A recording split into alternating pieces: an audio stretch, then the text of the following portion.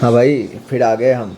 ठीक है, इमर सर को ज़रा देख लो, वो स्टाइल में खड़े हैं एकदम, एकदम जसप्रीत बुमराह के स्टाइल में।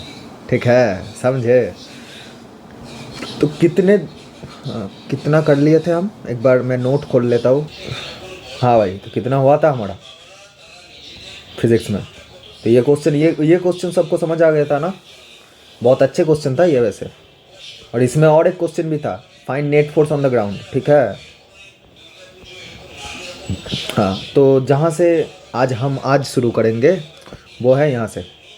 कहाँ से? यहाँ से। इस रॉड को, मान लो एक रॉड है आपके पास। ठीक है, तो इस रॉड का, ये जो रॉड है, ये रॉड लटक रहा है सीलिंग से। ठीक है, ये है आपका सीलिंग और रॉड आपका लटक रहा है। इसका मास कितना है? एम। ठीक है, इसका मास कितना है? एम। तो कोई, मतलब कोई कोई आएंगे ये बोलने के लिए, अरे पहले तो हम मासलेस स्ट्रिंग पढ़ते हैं, फिर ये सब मास लेकर, मतलब रॉड रॉड रॉड का जो मास वगैरह ये सब चीज़ें हैं, ये तो हम बाद में ऐड करते हैं।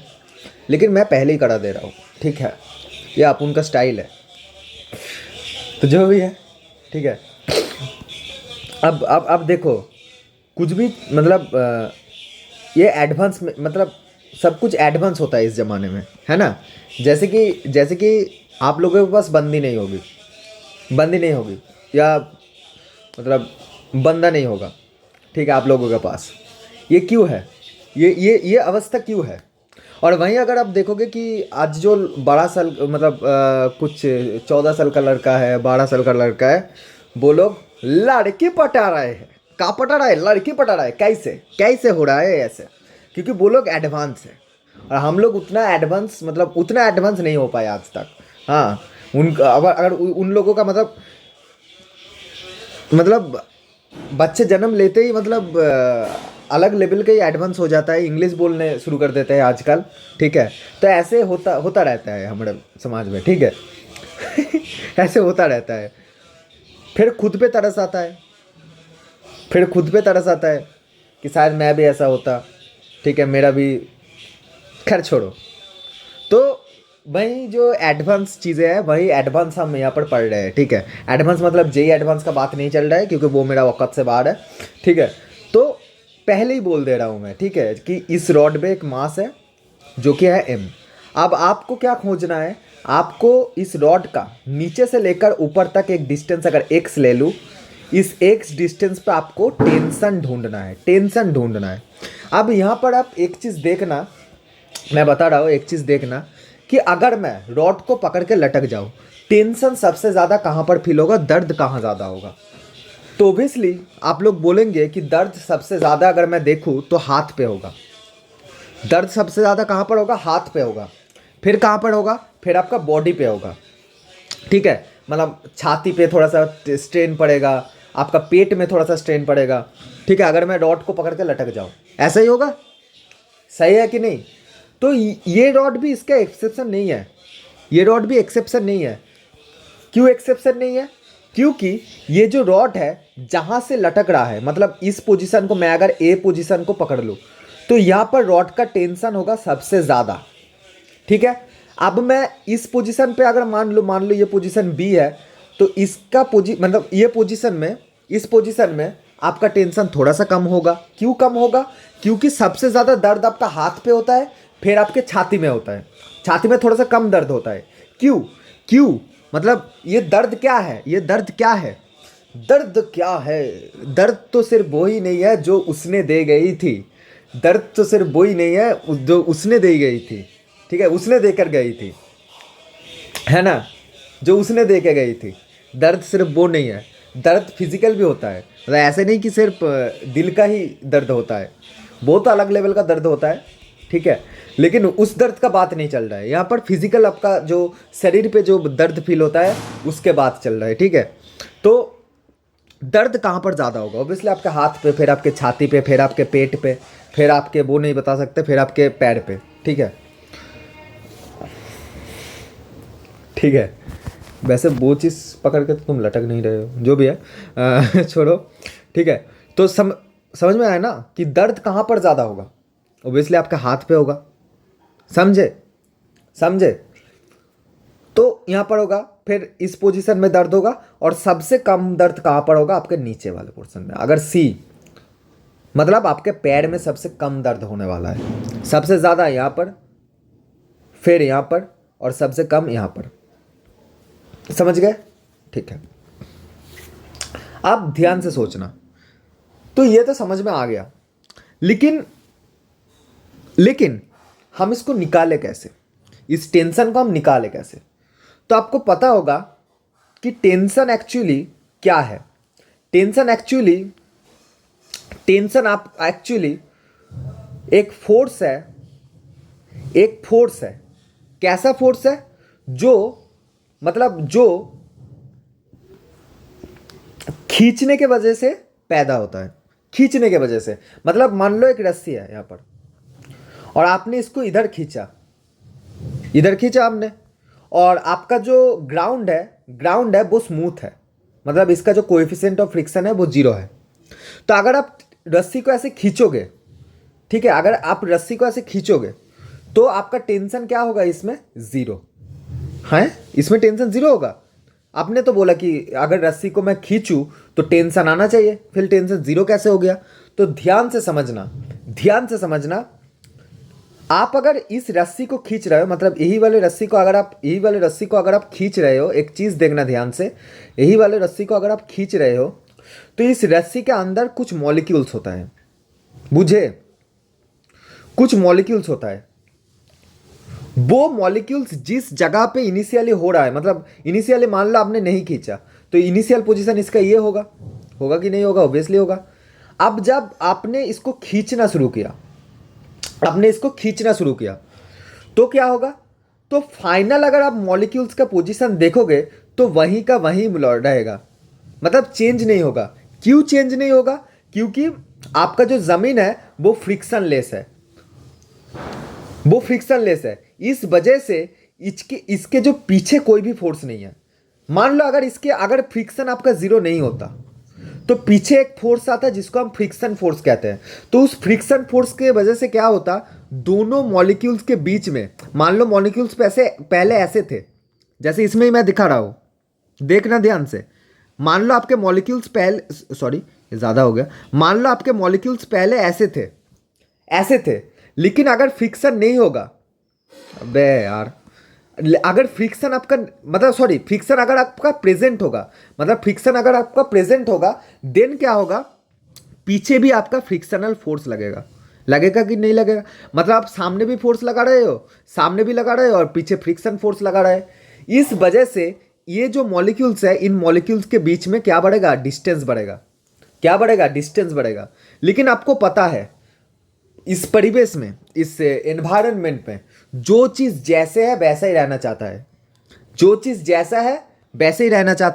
जो कि थर्ड लॉ में आएगा।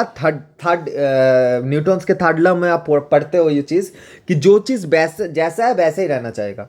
तो इसीलिए आप अगर किसी को फोर्स लगा रहे हो, वो भी आप पर घुमा के फोर्स देगा, ठीक है? तो कुछ ऐसा ही हो रहा है यहाँ पर। अगर आप इसको खींच रहे हो, मतलब अगर फ्रिक्शन इसको पीछे खींच रहा है, तो ये मॉलिक्यूल्स कहाँ जाएगा? पीछे जाएगा। मतलब अगर मान लो पहले ये दोनों, मैं इसको जूम कर रहा हूँ, ठीक है, इसको जूम इन कर रहा हूँ, पहले ये कंडीशन था, लेकिन बाद में क्या हो रहा है? जब फ्रिक्शन पीछे लग रहा है और फोर्स सामने लग रहा है, तो क्या हो रहा है? ये दोनों इन दोनों के बीच में डिस्टेंस बढ़ रहा है। अरे बढ़ेगा ना, ये तो नॉर्मल सी बात है, बढ़ेगा डिस्टेंस। तो आपका इस मॉलिक्यूल के पीछे फ्रिक्शन होगा और पीछे फ्रिक्शन होगा, ठीक है? और ये जो मॉलिक्यूल है, इसका पीछे भी फ्रिक्शन होगा कि नहीं होगा। और सामने आपके लगाया हुआ फोर्स होगा, हाँ होगा, ऑब्वियसली होगा। अब ध्यान से सोचना, आपने सामने फोर्स लगाया तो पीछे फ्रिक्शन आ गया। एक तो ये हो गया आपके पास क्या? Action reaction pair. मतलब अगर आप सामने फोर्स दे रहे हो तो बॉडी चाह रहा है, मतलब मॉलिक्यूल चाह रहा है मैं पीछे चला जाऊं, क्योंकि फोर्स आपके आगे है। लेकिन एक चीज सोचना, ये जो दोनों मॉलिक्यूल्स है पहले ऐसे आपस में बंधे हुए थे, लेकिन आप मॉलिक्यूल्स का डिस्टेंस आप बढ़ा दे चुके हो। तो इसके वजह से आपका सामने एक फोर्स आएगा जिसको हम कहते हैं टेंशन, जिसको हम क्या कहते हैं, टेंशन। और ये जो टेंशन फोर्स है ना, वही आप एक्चुअली बाहर से सप्लाई कर रहे हो। बात को समझो, अगर आप फोर्स नहीं देते तो फ्रिक्शन नहीं आता। तो आप जो फोर्स दे रहे हो वो एक्चुअली टेंशन दे रहे हो। इस मॉलिक्यूल को आप क्या दे रहे हो, सामने एक टेंशन दे रहे हो। आप जो फोर्स दे रहे हो वो एक्चुअली टेंशन है, और उस टेंशन को अपोज करना चाह रहा है हमारे फ्रिक्शन। समझ में आया? तो समझना, आप समझना। तो ये जो फोर्स है ये एक्चुअली टेंशन है जो हम प्रोवाइड कर रहे हैं सामने, और फ्रिक्शन इसको अपोज कर रहा है। अब आपके मन में क्वेश्चन आएगा, तो यहाँ पर भी जो फोर्स है वो क्या टेंशन ही है? वो क्या टेंशन ही है? तो हाँ, आप बोल सकते हो कि ये हम टेंशन प्रोवाइड करने के लिए कर रहे हैं, लेकिन यहाँ पर भाई साहब फ्रिक्शन ही नहीं है। तो फ्रिक्शन अगर नहीं है तो ये मॉलिक्यूल्स का दूर जाने का जो सवाल ही नहीं उठता।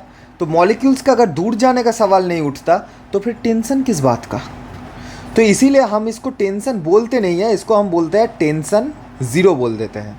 और जो फोर्स हम प्रोवाइड कर रहे हैं वो तो गायब नहीं होगा भाई साहब, वो तो रहेगा।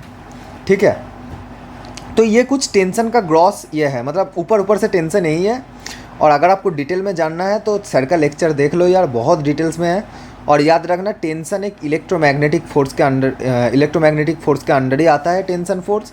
ठीक है, अगर मैंने कुछ गलत बोला हो तो सुधर देना, क्योंकि मेरा इसमें जो मेन पर्पस है वो है कॉन्सेप्ट को समझाना।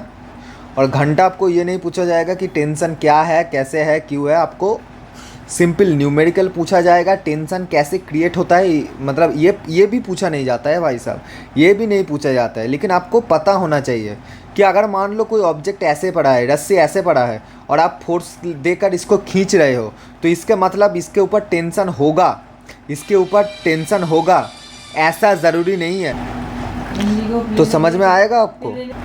हाँ, तो समझे आप लोग? तो इसके मतलब ये नहीं कि टेंशन होगा उसमें। टेंशन उसमें हो भी सकता है, नहीं भी हो सकता है, वो डिपेंड कर रहा है कि आप किस ज़मीन पे इसको रखे हो, फ्रिक्शन है कि नहीं। अब ये तो हो गया टफ केस। मान लो आपने फोर्स इधर ऐसा लगाया आपने, और पीछे से कोई फोर्स देकर इसको ऐसे खींच रहा है।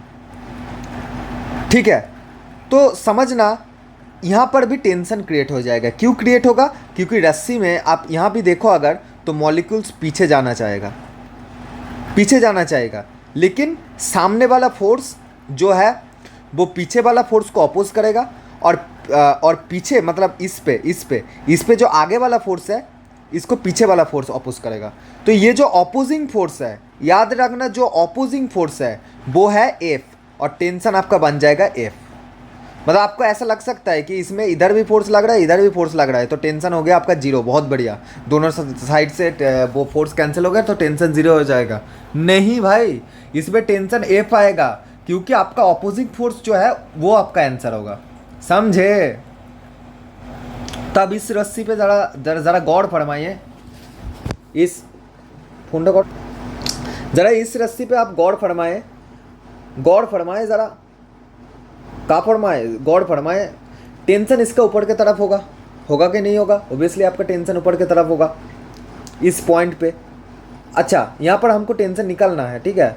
मतलब क्वेश्चन मत भूल जाना यार, मतलब ऐसा नहीं कि मैं इधर समझा रहा हूँ कुछ और मतलब ऐसे हो सकता है कि मैं टॉपिक से टॉपिक ऐसे जंप करके जाऊँ, मतलब एक टॉपिक को समझाने के लिए 1000 टॉपिक आपको समझा दूँ, लेकिन क्वेश्चन नहीं भूलना है। जो पूछा है वो चीज़ नहीं भूलना है भाई। मुझे क्या पूछा था कि नीचे से x डिस्टेंस ऊपर टेंशन कितना होगा, तो टेंशन ऊपर ही होगा। आप बोलोगे क्यों टेंशन ऊपर होगा? समझना धीरे से, यहाँ पर फोर्स समझना धीरे से, इसका मतलब क्या होता है मुझे भी नहीं पता। यहाँ पर फोर्स कितना लग रहा है, तो फोर्स आपका लग रहा है m'(g). अच्छा, रस्सी का मास मैंने बोला था m होगा, लेकिन यहाँ पर m' मैंने लिया, क्यों लिया? क्योंकि यहाँ पर जो आपका फोर्स लगने वाला है वो नीचे के मास के हिसाब से लगेगा, ठीक है? तो इसलिए m'(g) ले आया। अगर आपको समझ में नहीं आया तो नहीं, मतलब मत समझो, कोई बात नहीं समझना है आपको, ठीक है? सीधा बोल रहा हूँ, नहीं समझना है आपको, आपका मतलब समझने वाला चीज़ नहीं है, ये ऑटोमेटिकली आपको समझ में आएगा, ठीक है? तो नीचे आपका आ गया कितना m'(g), ऊपर आपका आ गया कितना टेंशन, ठीक है? अब एक चीज़ समझना कि ये रस्सी कहीं कहीं पर जा रहा है क्या? ये रस्सी जो है कहीं पर जा रहा है क्या? नहीं जा रहा है, नहीं जा रहा है। तो इसके मतलब ये तो वही वाला कंडीशन हो गया ना, जब आपने एक रस्सी को इधर भी खींचा, इधर भी खींचा, तो आपका जो टेंशन आ गया वो एफ के बराबर आ गया। ये तो वही वाला कंडीशन हो गया यार, ये तो वही वाला कंडीशन हो गया कि टेंशन आपका एफ आ गया। बिल्कुल भाई, बिल्कुल सही सोचे हो। मतलब यहाँ पर भी अगर हम टेंशन को देखें तो टेंशन क्या एम डैश जी के बराबर हो जाएगा। देखो बिल्कुल सेम कंडीशन है ये, टेंशन आपका एम डैश जी के बराबर हो जाएगा। अब बहुत सारे लोगों को ये मन में क्वेश्चन होगा कि वहाँ पर हमने जो देखा था कि दोनों तरफ से जब फोर्स लगाया जा रहा था, जब फोर्स लगाया जा रहा था, कोई इसको अपोज कर रहा था, कोई इसको अपोज कर रहा था, वही ऑपोजिंग फोर्स हमारा आंसर हो रहा था। तो यहाँ पर ऑपोजिंग फोर्स कौन सा है? बहुत सारे मतलब लोगों के दिमाग में ये आएगा कि यहाँ पर हम तो एक ही फोर्स देख पा रहे हैं, वो है एम डैश जी। बाकी टेंशन तो अभी तक हमने देखा ही नहीं। टेंशन तो हम तब देख पाएंगे जब सिस्टम में कोई ऑपोजिंग फोर्स भी मौजूद होगा, तभी देख पाएंगे, नहीं तो नहीं देख पाएंगे। तो यहाँ पर ध्यान से सोचना, यहाँ पर जो सीलिंग है ना वो आपका ऑपोजिंग फोर्स दे रहा है। कैसे दे रहा है? वो आपको ऊपर ऐसे खींच रहा है। बोलोगे कैसे कैसे खींच रहा है? मान लो नहीं खींच रहा था, मान लो वो नहीं खींचा, तो अगर वो नहीं खींचा तो एम डैश जी के वजह से जो रस्सी है वो नीचे एक्सीलरेट कर जाता। लेकिन ऐसे तो हो नहीं रहा। क्यों नहीं हो रहा? क्योंकि सीलिंग इसको पकड़ के बैठा है। सीलिंग जो नीचे वाला मास है ना उसको पकड़ के बैठा है, पकड़ के बैठा है एकदम, ठीक है। तो ये जो सीलिंग का जो फोर्स है, मतलब सीलिंग जैसे इसको पकड़ के बैठा है, तो सीलिंग का जो फोर्स है, मतलब सीलिंग जो फोर्स से खींच रहा है रस्सी को, रस्सी क्या कर रहा है? सीलिंग को अपोज कर रहा है। किस फोर्स से अपोज कर रहा है? नीचे जो एम डैश जी है ना उस फोर्स से अपोज कर रहा है। मतलब ध्यान से सोचना, मुझे थोड़ा सा मतलब पॉइंट मैंने गलत दिखा दिया फ्लो में आकर। एक्चुअली ये जो सीलिंग है इसको पता है, मतलब ये कहाँ से आपको फोर्स दे रहा है पता है? अगर आप इस पॉइंट में देखो, मतलब इस पॉइंट के जिस पॉइंट के हिसाब से देख रहे हो वैसे आंसर आएगा, पहले ही बता दे रहा हूँ। ये जो एक्स है ये कोई कांस्टेंट नहीं है, इसको याद रखना है। एक्स वेरिएबल है, आप जहाँ पर चाहो एक्स को ले सकते हो, उस हिसाब से आंसर आएगा। इसको मैं पहले ही बता दे रहा हूँ, उस हिसाब से आंसर आएगा। ऐसे नहीं कि एक्स मतलब यहाँ पर जो होगा यहाँ भी वो होगा, यहाँ भी वो होगा, नहीं। ये तब होता है जब रस्सी मासलेस होता है, लेकिन यहाँ पर रस्सी के पास मास है। तो आप अगर इस पॉइंट से देख रहे हो तो सीलिंग इस पे कैसे फोर्स लगा रहा है? ऊपर फोर्स लगा रहा है कि नहीं? हाँ। तो सीलिंग अगर ऊपर लगा रहा है तो रस्सी भी सीलिंग पर नीचे फोर्स लगा रहा है। वही जो फोर्स है उसको हम टेंशन बोलते हैं। और वो कितने फोर्स का बराबर होता है? एम डैश जी का बराबर होता है। आप बोलोगे क्यों बराबर हो रहा है? ये एम डैश जी का ही क्यों बराबर हो रहा है? इसीलिए हो रहा है क्योंकि यहाँ पर दो ही फोर्स मौजूद है, जो है एक एम डैश जी और एक है आपका सीलिंग की तरफ फोर्स।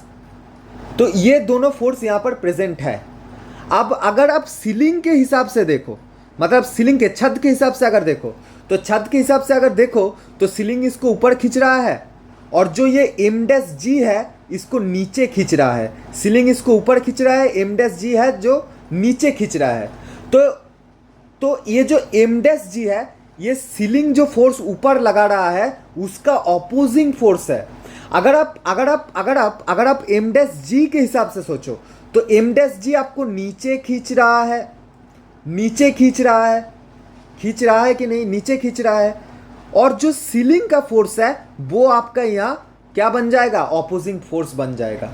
तो अगर आप दोनों हिसाब से देखो, अगर आप एम डैश जी के मतलब ग्रेविटेशनल फोर्स के हिसाब से देखो तो यहाँ पर आपका आएगा m dash g equals to ceiling का फोर्स। क्यों सीलिंग का फोर्स आ गया भाई? क्यों आ गया? मतलब छत का फोर्स क्यों आ गया? इसीलिए आ गया क्योंकि एम डैश जी को वो अपोज कर रहा है, वो अपोजिंग फोर्स से हमारा टेंशन होता है, वही हमका आंसर होता है। तो इसीलिए सीलिंग फोर्स जो है एम डैश जी का ऑपोजिंग फोर्स है, इसीलिए सीलिंग फोर्स इजिकल टू आपका हो जाएगा एम डैश जी, जिसको हम टी से रिप्रेजेंट करेंगे, उसको ही हम टेंशन बोल देते हैं, इसीलिए हम उसको टी से रिप्रेजेंट करेंगे। अब आप ऑपोजिट सोचो, कैसे ऑपोजिट सोचो? अब आप सोचो, आप ऐसा सोचो कि सीलिंग आपको ऊपर खींच रहा है, नीचे आपका कोई फोर्स नहीं है, सीलिंग आप सॉरी नीचे आपका फोर्स है, फोर्स प्रेजेंट है, लेकिन आप ऐसा सोचो, उल्टा सोचो कि सीलिंग आपको खींच रहा है ऊपर, सीलिंग आपको ऊपर खींच रहा है, तो उसका ऑपोजिंग फोर्स कौन सा होगा? ग्रेविटी वाला फोर्स। ग्रेविटी वाला फोर्स उसका ऑपोजिंग होगा। मतलब आप यहां पर लिखोगे कि सीलिंग फोर्स, इसको पहले लिखोगे इक्वल्स टू नीचे एम डैश जी। अब ये दोनों बराबर क्यों हुआ? क्योंकि सीलिंग फोर्स का ऑपोजिंग फोर्स है ये, सीलिंग फोर्स का ऑपोजिंग फोर्स है ये। ऑपोजिंग फोर्स हमारे पास क्या होता है? टेंशन होता है। इसीलिए एक चीज़ फिजिक्स में आप हमेशा पढ़ने वाले हो, एक चीज़ आप फिजिक्स में हमेशा पढ़ने वाले हो, कौन सा चीज़ है वो? ये क्या हो ये क्या हो बे है असली चीज़? फिजिक्स में कौन सा असली चीज़ हम पढ़ते हैं? तो भाई साहब फिजिक्स में हम असली चीज़ पढ़ते हैं। क्या पढ़ते हैं फिजिक्स में? टेंशन हमेशा बॉडी के अवे लगता है। ये हम किस लिए पढ़ते हैं? क्योंकि वो ऑपोजिंग फोर्स होता है। अगर नीचे आपका एम डैश जी लग रहा है तो उसका अवे पे टेंशन लगेगा। मतलब अगर आपका इस बॉडी पे, इस पॉइंट पे मान लो नीचे फोर्स लग रहा है तो टेंशन आपका अवे लगेगा। अगर आप ऐसे सोच लो कि सीलिंग, मतलब कोई भी फोर्स हो सकता है, सीलिंग आपको ऊपर फोर्स लगा रहा है तो एम डैश जी ये आपका नीचे फोर्स लगा रहा है, तो तब टेंशन ये बन जाएगा, एम डैश जी बन जाएगा टेंशन। समझे कि नहीं बुझे बाबू? तो आपको तो मोटा मोटा ये याद रखना है, मोटा मोटा क्या याद रखना है कि आपको एवे पे फोर्स लगाना है भाई साहब। मान लो अगर आपको, मैं फिर से क्वेश्चन लिख रहा हूँ, मान लो अगर आपको नीचे से एक्स डिस्टेंस पे टेंशन पूछा है तो आपको कुछ नहीं देखना, आपको एवे पे फोर्स लगा देना है। और नीचे आपका क्या है? ग्रेविटी है। अब बहुत सारे लोगों को ये क्वेश्चन मन में आएगा कि एवे का मतलब क्या होता है, एवे का मतलब क्या होता है, तो वो भी समझा देता हूँ मैं। अगर आपको नीचे से पूछा है ऊपर की तरफ, क्या बोला है? नीचे से पूछा है ऊपर की तरफ कि इस पॉइंट में आप टेंशन निकालो, तो आपको क्या करना है? नीचे वाला मास को देखना है। तो नीचे वाला मास तो ये हो गया, नीचे वाला मास तो एम डैश हो गया, तो उसका एवे कौन सा होगा? ये होगा क्या? अरे ये तो उस मास के डायरेक्शन में ही हो गया, क्योंकि देखो ये नीचे एम डैश है, तो आप तो मास के डायरेक्शन में ही ले रहे हो, मतलब गलत ले रहे हो डायरेक्शन। आपको क्या लेना है? आपको एवे लेना है, मतलब इस मास से आगे लेना है, ऊपर लेना है, ऊपर लेना है, इस रीजन से ऊपर आपको टेंशन लेना है, और नीचे आपका होगा एम डैश मास। अब समझो, आप क्या समझो कि यहाँ पर टेंशन कितना होगा? तो आप तो यहाँ पर सिंपल लिख दोगे कि ये जो चीज़ है ये तो एक्सेलरेटेड तो है नहीं, कि ऐसा तो नहीं कि जो रस्सी है वो नीचे चले जाता रहा है, नीचे चला जा रहा है और या ऊपर चला जा रहा है, ऐसा तो है नहीं। तो यहाँ पर आप लिख सकते हो T equals to M dash G. अब ये एम डैश आपको कैलकुलेट करना है, कैसे कैलकुलेट करोगे वो हम सिखा देते हैं आपको, ठीक है। ये जो पूरा रस्सी है ना, इसका लेंथ पता है कितना है? इसका लेंथ है एल। तो आप एक चीज़ सोचो, ये जो पूरा रस्सी है आपके पास, तो ध्यान से समझना, यहाँ पर हम एम डैश को निकालेंगे कैसे फिर। तो देखो ये जो एम डैश है वो कितना लेंथ का मास है बताओ? वो एक्स लेंथ का मास है। तो अगर आप सोचो कि एल लेंथ का मतलब ये जो टोटल रस्सी है, टोटल रस्सी के हिसाब से सोचो, अगर टोटल रस्सी के हिसाब से अगर सोचो तो ये टोटल रस्सी का लेंथ कितना है? एल है। और एल लेंथ का आपका मास कितना है? एम है। मतलब भाई टोटल लेंथ क्या है? एल है। और टोटल एल लेंथ का रस्सी का मास क्या है? एम है। भाई पहले ही बता दिया था, क्वेश्चन मत भूल जाया करो यार तुम लोग। पहले ही मैंने बता दिया था कि रस्सी के जो मास है वो एम है, ये मैंने पहले ही बता दिया था। ये देखो पहले ही बता दिया था मैंने।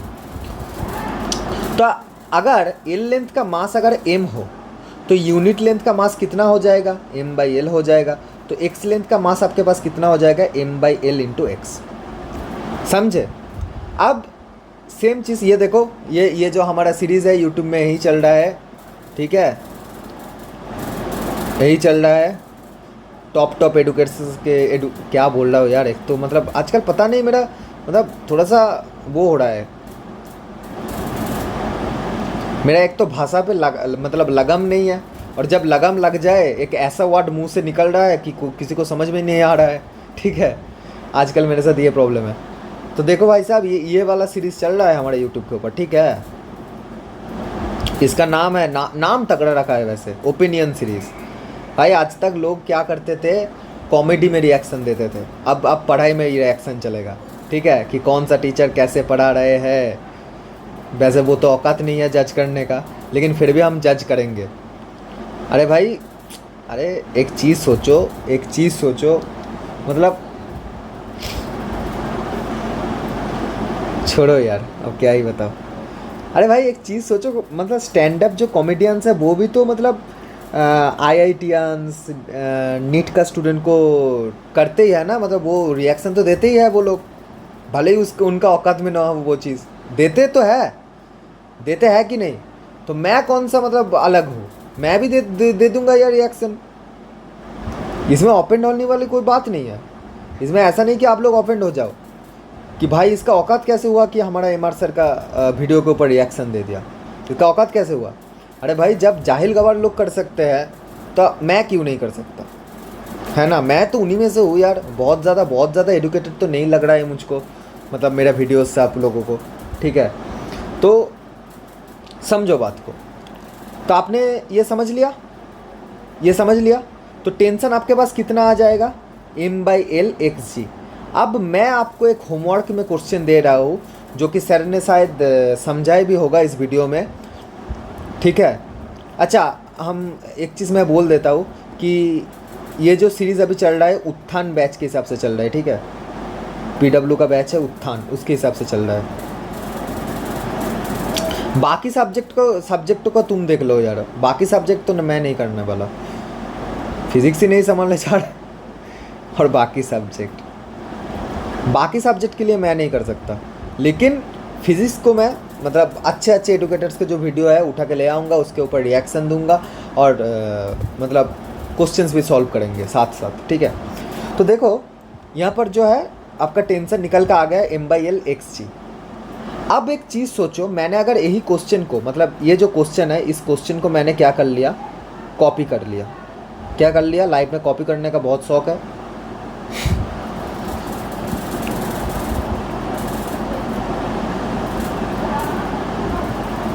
ये रहा क्वेश्चन, ठीक है।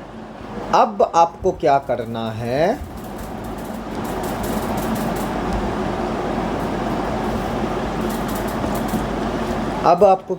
है, यहाँ पर ध्यान से देखना, सपने देखना, अच्छी बात है।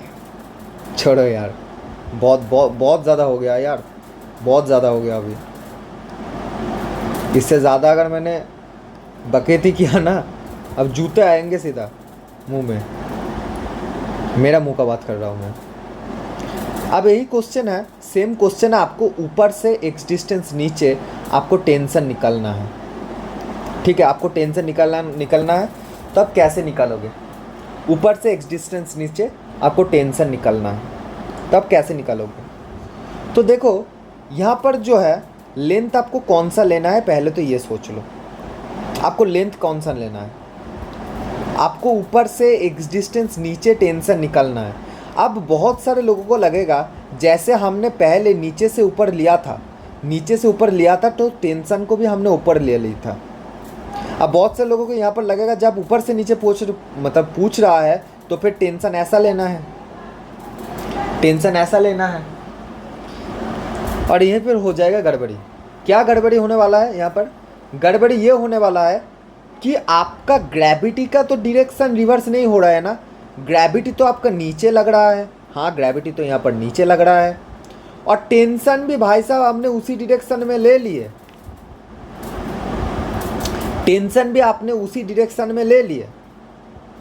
बात को समझो, ध्यान से समझो, नहीं तो गड़बड़ कर लोगे। टेंशन को भी आपने उसी डायरेक्शन में ले लिए, तो फिर आपके दिमाग में आया, दिमाग में क्या आया, यहाँ पर जो एम डैश है वो इस मतलब इस पोर्शन के मास के हिसाब से होगा, और यहाँ पर आपने कर दी गलती। क्यों गलती क्यों कर दी? यहाँ पर गलती ऐसे थोड़ी ना होता है कि गलती कर दिया हमने। हाँ, आपने गलती कर दी। कैसे गलती कर दी समझो। आपने क्या किया, टेंशन को ऐसे लिया, कोई बात नहीं, कोई बात नहीं, मैं तो बोल रहा हूँ कोई बात नहीं, आपने बिल्कुल सही किया, टेंशन को ऐसे ले लिया। लेकिन आपका दिमाग में ये चलना चाहिए कि टेंशन ऑपोजिंग फोर्स होना चाहिए। टेंशन ऐसा होना चाहिए जो किसी फोर्स को अपोज कर रहे हो, जो फोर्स को अपोज कर रहे हो। यहाँ पर अगर आप टेंशन ले रहे हो, इसके मतलब बाय डिफॉल्ट आप ये समझा रहे हो कि सीलिंग का फोर्स जो है इसका अपोजिंग फोर्स ये है। क्या आपको ये पता है कि सीलिंग इसके ऊपर कितना फोर्स लगा रहा है? क्या आपको ये पता है कि सीलिंग इस पॉइंट से इसके ऊपर कितना फोर्स लगा रहा है? नहीं पता है आपको। कैसे पता होगा आपको? आप ऐसे थोड़ी ना निकल लोगे। तो आपको ये सोचना पड़ेगा कि यहाँ पर जो टेंशन आएगा, ध्यान से सोचना, यहाँ पर जो टेंशन आएगा वो एम डैश जी का अपोजिंग ही होना चाहिए। मतलब आपका जो टेंशन होगा वो ऊपर होना चाहिए, ना कि नीचे। मतलब यहाँ भी टेंशन ऊपर ही होगा। यस, क्योंकि आपका जो ग्रेविटी लग रहा है वो तो नीचे ही लग रहा है ना यार। ग्रेविटी थोड़ी ना रिवर्स हो जाएगा, ग्रेविटी थोड़ी ना ऊपर लगने लगेगा ग्रेविटी थोड़ी ना ऊपर लगने लगेगा। तो इसीलिए आपको टेंशन यहाँ पर भी सेम तरीके से निकलना है, मतलब निकलवाना है। तो यहाँ पर जो आपका टेंशन नापा जाएगा वो L माइनस एक्स के हिसाब से नापा जाएगा। एक ही डेरिवेशन रहेगा, सब रहेगा पहले तरह, मतलब पहले जो तरीका है वही हम इसमें फॉलो करेंगे। लेकिन यहाँ पर जो आंसर आएगा वो आएगा T = m/L L minus X into G. X के जगह L माइनस एक्स क्यों आ गया? क्योंकि चीज़ है सेम। देखो चीज़ तो सेम है, आपको ऊपर से पूछे या नीचे से पूछे, देखना आपको नीचे का ही है। अब नीचे बहुत सारे लोगों का कमेंट होगा, ये नया क्या बता दिया आपने, हम नीचे का ही देखते हैं। हम तो हमेशा से हमारा काम ही ये है कि नीचे का देखना यस, लिटिल बिट डार्क। देखो मेरा लेक्चर थोड़ा सा डार्क है, ठीक है। मतलब अगर मतलब आप चाहते हो कि बहुत ज़्यादा शरीफ इंसान से मैं पढ़ लूँ, ठीक है, तो आप पढ़ सकते हो। लेकिन मेरा लेक्चर भाई डार्क जाने वाला है, बहुत ही डार्क जाने वाला है। क्योंकि फिज़िक्स या केमिस्ट्री या बायोलॉजी या कुछ भी देख लो, कुछ भी सब्जेक्ट देख लो, वहाँ पर ये मेंशन नहीं होता कि आप डार्क ह्यूमर से नहीं पढ़ा सकते उसको। कहाँ लिखा है? अगर कोई मेरा लेक्चर को जज कर रहा है कि ये तो मतलब बहुत उल्टी सीधी बातें बोलते हैं लेक्चर में, तो आप लोग ये बता दो कि डार्क ह्यूमर से आप पढ़ा नहीं सकते, ये कहाँ पर लिखा हुआ है? अगर आपने दिखा दिया फिजिक्स के पेज में, मतलब किसी भी पेज में आपने दिखा दिया अगर कि नहीं यहाँ पर आप डार्क ह्यूमर से नहीं पढ़ा सकते, तो मैं पढ़ाना छोड़ दूँगा, ठीक है। तो डार्क तो रहेगा भाई मेरा लेक्चर। आपको पढ़ना है नहीं पढ़ना है ये आपका हिसाब से होगा, आप आपके हिसाब से ठीक करो, लेकिन मैं तो पढ़ाऊँगा ऐसे ही। तो समझ गए आप लोग? समझ गए? देखो इंसान का मतलब ऐसा नहीं कि आप इंसान को अंदर से बदलना ज़रूरी होता है, दिमाग से नहीं। दिमाग आपका आप जिस चीज़ पे मज़े आ रहे हैं, मतलब जैसे आपको मज़ा आ रहा है आप वैसे समझो। ये तो आपके दिमाग के हिसाब से होगा ना, आपके दिमाग के हिसाब से होगा। तो दिमाग से ना सोच के थोड़ा सा दिल से सोचो यार। वैसे ही बेकार सब्जेक्ट है, ठीक है। जो भी सब्जेक्ट अंग्रेज़ों ने हमारे मतलब एक टाइम पे बना के गया था वो सभी बेकार है एक्चुअली। कुछ अच्छे है इन चीज़ों में, आप ढूंढ पाते हो कुछ अच्छे यहाँ पर? नहीं। बोलोगे फ्यूचर पे तो हम डॉक्टर बन जाएंगे, तो पहले डॉक्टर नहीं बनते थे क्या? जब हमारे यहाँ पर ब्रिटिशर्स नहीं थे तब डॉक्टर्स नहीं थे क्या? ओबियसली थे। तब भी अच्छा अब भी अगर आप सोचो तो वैदिक मैथ है वो अभी भी कुछ अच्छे इंजीनियरिंग मतलब कॉलेजेस में पढ़ाया जाता है। आप सोचो वो क्यों पढ़ाया जाता है? अब उनको ऐसे डार्क ह्यूमर से आप नहीं पढ़ा सकते, क्योंकि है ही वो डिज़ाइन ऐसा कि बहुत गंभीर चीज़ है, बहुत है, मतलब अलग ही लेवल का चीज़ है। अब उसको ऐसे नहीं समझ सकते, उसको उसके लिए चाहिए सीरियसनेस, उसके लिए चाहिए सीरियसनेस। लेकिन ये जो है फिजिक्स है, केमिस्ट्री, क्या है यार इसमें, एक तो इसमें इंटरेस्ट नहीं आता, बेकार के सब्जेक्ट है। जो जितने टॉप एक तो मुंह से नहीं निकल रहा है मेरा, जितने भी टॉप एडुकेटर्स है वो बोलेंगे कि हाँ ये तो बहुत इंपॉर्टेंट है, आप इस सब्जेक्ट को नहीं वो कर सकते। घंटा आपके जो वो है, मतलब है ना आपका, मतलब वो एक ऐसी, मतलब क्या बोलते हैं, एक आपका जो क्या बोलते हैं उसको, आपका जो एक चिंता है कि हाँ नहीं फिज़िक्स मैं पढ़ रहा हूँ तो फिज़िक्स मेरा, मतलब फिज़िक्स में मैं मतलब क्या बोल रहा हूँ यार, मतलब फिज़िक्स मेरा है तो फिज़िक्स का कोई डिफेम नहीं कर सकता है। तो सिंपली बोल रहा हूँ मैं आज इस मतलब लेक्चर में मैं बोल रहा हूँ, चाहे फिज़िक्स हो, चाहे केमिस्ट्री हो, चाहे बायोलॉजी हो, ये तीनों सब्जेक्ट जो है ना बिल्कुल 11th-12th के लेवल में फर्जी होता है, फालतू होता है, फालतू होता है। इसको आप किसी भी टाइम पे किसी भी, मतलब ऐसे लगता है ना कि कोई ओलंपियाड क्रैक कर दिया, कि बहुत कुछ कर लिया। मैं बोल रहा हूँ फर्जी है, कोई भी कर सकता है, कोई भी कर सकता है, बेकार है भाई। लेकिन हमारा ह्यूमन माइंड, मैं अगर इस चीज़ को करने जाऊँगा ना, मतलब टेस्ट के टाइम में करने जाऊँगा तो 10 गलती करूँगा। क्यों करूँगा मुझे नहीं पता भाई। लेकिन आप देखो ना, आप इतने टाइम से पढ़ रहे हो, क्या आपको ये चीज़ टफ लगा? नहीं लगा भाई, सच में बोल रहा हूँ।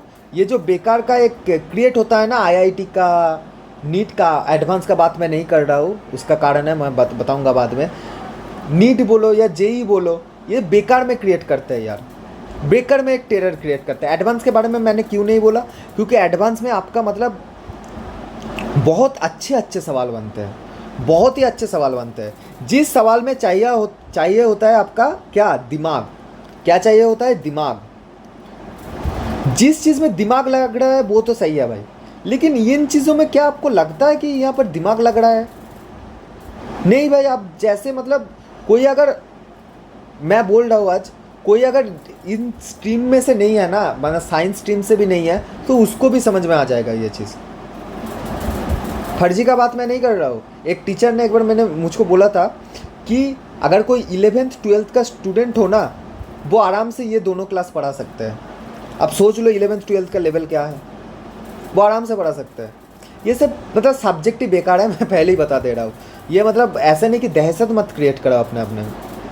तो इसको आप वैसे मतलब जैसे समझा सकते हो समझाओ, डार्क ह्यूमर से आप समझाओ। और जो भी हेटर्स है वो मुझे बोल सकता है कि डार्क ह्यूमर में प्रॉब्लम क्या है, कहाँ पर लिखा हुआ है कि फिज़िक्स आप डार्क ह्यूमर से नहीं पढ़ा सकते। मेरा तो पढ़ाने का तरीका यही रहेगा, चाहे कितनी भी मतलब फ्यूचर में बड़े कोचिंग सेंटर में ज्वाइन कर लूँ, मेरा तो यही रहेगा भाई। ठीक है, चलो पढ़ाई पे लौटते हैं। कोई लेगा भी नहीं कोचिंग सेंटर, बोलेंगे इतना बकैती करता हो यार, सिलेबस कैसे ख़त्म करोगे? यार पहले के 2 दिन थोड़ा सा स्लो चलेगा, फिर हम अपने आप स्पीड ले लेंगे। वैसे भी आज हमारे जो है बंगालीज का महालया का दिन है, ठीक है, तो थोड़ा सा तो चलता है यार, थोड़ा सा मतलब अलग ही। पूजा आ रहा है हमारा, ठीक है, पूजा मतलब पूजा का बात कर रहा हूँ, ठीक है, जो मतलब पूजा अर्चना का बात कर रहा हूँ। फिर कोई बोलेंगे अच्छा पूजा आ रहा है, पूजा आ रही है, बहुत बढ़िया। ऐसे ही सोचते रहो तुम लोग, नाली के कीड़े। तो ये समझ में आया ना। बहुत सारे लोगों को लगेगा कि ये तो लग नहीं रहा है कि फोर्स है। अरे भाई नीचे भी लेंथ का डायमेंशन, ऊपर भी लेंथ का डायमेंशन, कैंसिल हो जाएगा। अरे ऐसे मत कैंसिल कर देना कि हाँ L-1 से L कैंसिल कर दिए, डायमेंशनली बता रहा हूँ, डायमेंशनली कैंसिल हो जाएगा। हाँ, तो आपके पास बचा रहेगा mg, मतलब मास इंटू एक्सीलरेशन, मास और एक्सीलरेशन बचा रहेगा, समझे? इसमें भी दिक्कत आता है, ऐसे नहीं कि दिक्कत नहीं आता, इसमें भी लोगों को दिक्कत आता है यार। अभी मैं अगर 4 ऑप्शन बना दूँ ना, इसमें 4 ऑप्शन मैंने अगर ऐसे बना दिया, m/l इंटू एक्स, मान लो ये एक ऑप्शन बना दिया कि अगर ऊपर से आपको ऐसे टेंशन निकालना है, मतलब निकलवाना है इस यहाँ पर, ठीक है, तो मैंने 4 ऑप्शन दे दिया कि टेंशन क्या होगा, L/m into L minus X into G, ml into L minus X into G, और एक मैंने ऑप्शन यहाँ पर दे दिया आपको नन। तो इससे ज़्यादा आसान सवाल तो हिस्ट्री में शायद आज तक नहीं बना होगा। तो इन चारों ऑप्शन में से कौन सा आंसर होगा, तो बहुत लोग बोलेंगे कि ऑप्शन ए आंसर होगा। ओबियसली आप सही हो, आप एकदम सही हो, लेकिन आपने मेरा भावनाओं को नहीं समझा। मैं किस लिए मैंने ये क्वेश्चन दिया, आप ज़रा बाकी बाकी बाकी जो आंसर, मतलब बाकी जो आपका ऑप्शंस है उसको चेक करो। इसमें अगर आप देखोगे तो नीचे आपका मास है, ऊपर आपका एक्सीलरेशन है, मतलब ऊपर एक्सीलरेशन नीचे मास है, और दोनों लेंथ ऊपर क्या हो रहा है, मल्टीप्लाई हो रहा है। तो आप इसको ऐसे लिख सकते हो L² Lt⁻²। जो लोग डायमेंशन नहीं पढ़े समझ में नहीं आएगा, पहले ही बता दे रहा हूँ, अपन में m। तो ये क्या फोर्स का डायमेंशन होता है क्या, फोर्स का डायमेंशन तो ये होता है mLt⁻²। जबकि आप अगर इस यहाँ पर देखोगे डायमेंशन, तो ये तो कुछ और ही लिखा हुआ है यार, L² इंटू Lt⁻²/m, ये आया इसका डायमेंशन, मतलब बी ऑप्शन नहीं हो सकता। सी ऑप्शन में अच्छे से देखो उल्टा है, सी ऑप्शन में आपका डायमेंशन है कुछ ऐसा, m L² Lt⁻²। तो ये भी आपका ऑप्शन नहीं होगा, ठीक है। अब किसी किसी को लग रहा होगा कि नान भी तो हो सकता है ऑप्शन, मतलब ऑप्शन डी भी तो आंसर हो सकता है ये वाला ना आंसर हो सकता है ये वाला ना हो। तो उस हिसाब से आपको कैलकुलेट करना पड़ेगा। लेकिन कैलकुलेट करने से पहले एक चीज़ आप देख लो, यहाँ पर लेंथ का डायमेंशन और ऊपर लेंथ का डायमेंशन कट जाएगा, तो आपको पड़ा रहेगा क्या, mg, जो कि फोर्स का डायमेंशन है। मतलब ए हो सकता है, लेकिन अभी भी आप श्योर नहीं हो ये होगा कि नहीं, क्योंकि यहाँ पर एक ऑप्शन और है नन। डायमेंशनली जो इक्वेशन मैच कर जाता है वो फिजिकली पॉसिबल हो, ऐसा नहीं भी हो सकता है। जैसे कि डायमेंशनली अगर आप देखो, टॉर्क और वर्क सेम चीज़ है, लेकिन दोनों अलग अलग फिजिकल क्वांटिटी है। तो हो सकता है कि यहाँ पर फोर्स का जो है आ गया है डायमेंशन, लेकिन ये फोर्स ना हो, ये हो सकता है। तो उसके लिए आपको क्या करना पड़ेगा, यहाँ पर कैलकुलेशन लगाना पड़ेगा, फिर ये आंसर निकालना पड़ेगा, फिर आप ए मार सकते हो, समझे। लेकिन दो ऑप्शन तो देखते ही कट गया ना, आपको मैं ये समझाना चाहता हूँ कि दो ऑप्शन बी एंड सी आपका देख के ही कट गया, कैसे डायमेंशनल एनालिसिस करके, समझे। अब एक और एमर्स्टर मुझे बताना था, लेकिन मैं अभी नहीं बता रहा हूँ, अभी भी मैं आज भी इतना ही रख रहा हूँ। कल से हम स्पीड पकड़ेंगे, ठीक है, कल से हम स्पीड पकड़ेंगे, इतना बकेती हम नहीं करेंगे। पहला लेक्चर है इसलिए मैंने बकेती कर दिया ज़्यादा, कल से हम स्पीड पकड़ेंगे।